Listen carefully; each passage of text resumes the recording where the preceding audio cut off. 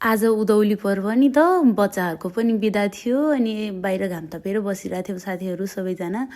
अनि एकैचोटि अनप्लानेड ट्रिप भन्यो कि कतै घुम्न जाऊँ न त, बच्चाहरूलाई पनि फ्रेसनेस हुन्छ, घुमेर आऊँ भनेर सबैजना सल्लाह भयो। अनि त्यसपछि ल त नि भनेर सबैजना रेडी भएर हिँड्यौँ। अनि के अरे कहाँ जाने त भन्दा ठुलाकोट जाऊँ न त, ठुलाकोट कहाँ नगएको धेरै भयो भनेर प्लान बनाइरहेको त ठुलाकोटको त गाडी नै पाएन।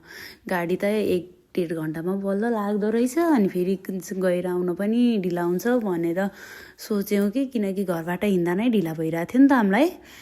त्यही भएर अब भयो ठुलाकोट नजाने, अब कता जाने त भन्दाखेरि घर फर्किनु भन्दा त अब कतै जाऊँ न त भनेर अब यत्तिकै कुरा गर्दा गर्दै लेक साइड जाने ट्रिप योजना भयो कि हाम्रो। अनि लेक साइड त अब जति गए पनि अगाइदैन हामी।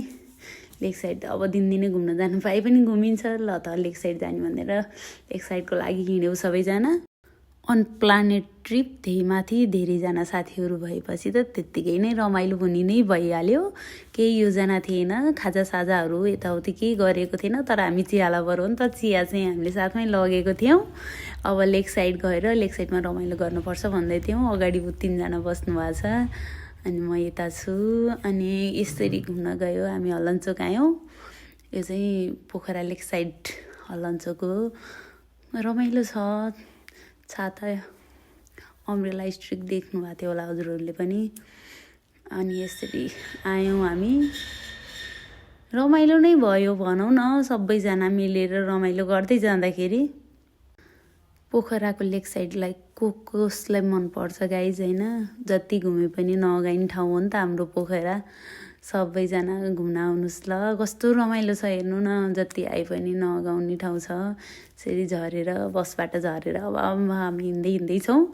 अब कहाँ जाने नै थाहा छैन कि, यता फेवा ताल बाराईतिर जाने कि यता माथितिर घुम्न जाने भनेर। अनि फेरि गफ गर्दा गर्दै यतातिर लाग्यौँ हामीहरू चाहिँ। अनि बाटोमा मैले सुन्तला, एकजना साथीले चाहिँ बदाम अनि चिया लिएर आएको थियौँ हामीले घरबाट, अनि त्यो लिएर हिँड्यौँ। यसरी चौरतिर अब जाँदैछौँ हामी चाहिँ। अब यहाँ फेरि कस्तो मिठो चटपट पनि पाउँछ कि यहाँ यता साइडमा चाहिँ 100 रुपियाँ प्लेट भन्नुहुन्छ उहाँ दिदीहरूले चाहिँ। अब चटपट त खानै पर्यो, हामी त चटपट लभर नि त, नेपाली भएपछि चटपट त खानै पर्यो नि त। अनि त्यसपछि हरियो मकै नि किन्यौँ कि हामीले। अनि हरियो मकै, सुन्तला, चिया, चटपट यहाँ बसेर खायौँ। मेरो छोरो इन्जोय गर्दैछ। अनि यसरी फर्क्यौँ फेरि। त्यसपछि चाहिँ हामी अब फर्किएर चाहिँ कहाँ जान्छौँ, खाजा खान त जानु पर्यो नि त। खाजा खान जाँदैछौँ। अब मेरो छोरो गफ हान्दैछ, बिस्तारै जाँदैछौँ हामी। अब कहाँ जाने त भन्दा चिप्ले ढुङ्गा नै जाऊँ न त, अब मोमो त खानै पर्यो भनेर यसरी मोमो खान थालेछौँ हामी चाहिँ। सबैजना उता बस्नुभएको छ, बच्चाहरू नि छन्। बिचरा एउटा सानो बच्चा छ साथीको, सबजना बच्चाहरू निदाइरहेछन्। अब हामी आयौँ घरतिर। साथीले साइकल बनाउनु दिनुभएको, त्यही हेर्दैछौँ अझै नबनाइदिएको भन्दै। रमाइलो भयो यसरी लाइट बाल्दै हिँड्यौँ। अब गीत बजाउँदै बजाउँदै गइरहेको थियौँ कि हामी घरसम्म चाहिँ आफैले गाउँदै। अनि लाइट बालेर अँध्यारो भइसकेको थियो घरमा आउँदा त। यसरी आउँदै थियौँ बाटोमा, सबैजना आफ्नो आफ्नो लाइट बाल्दै हुनुहुन्छ। अनप्लानेड ट्रिपलाई पनि आज हामीले सक्सेस बनाएर आयौँ।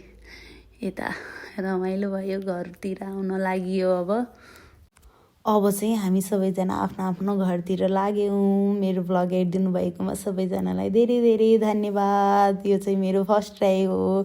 सबैजनाले हेरिदिनु होला, लाइक कमेन्ट गरिदिनु होला। By by guys, keep loving.